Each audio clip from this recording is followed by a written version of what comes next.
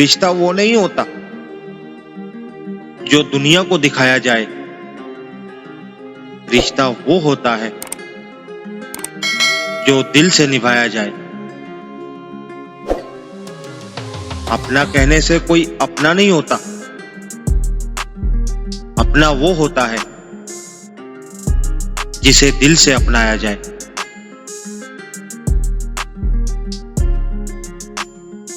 कहां वफा मिलती है इन मट्टी के इंसानों से। ये लोग बगैर मतलब के खुदा को भी याद नहीं करते।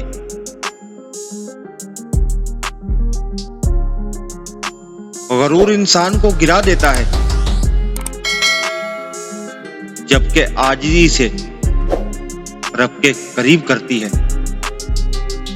जो झुक जाए वही सबसे बुलंद होता है।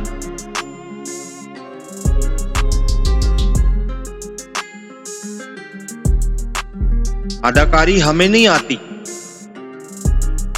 जिसके साथ चलते हैं मुखलिस हो के चलते हैं, चाहे वो अरूज में हो या ज़वाल में।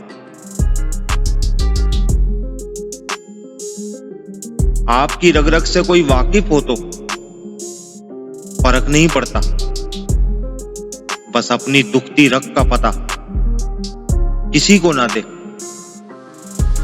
वरना हर रग दुखने लगेगी। कुछ चीजें नसीब और हकीकत दोनों में नहीं होती।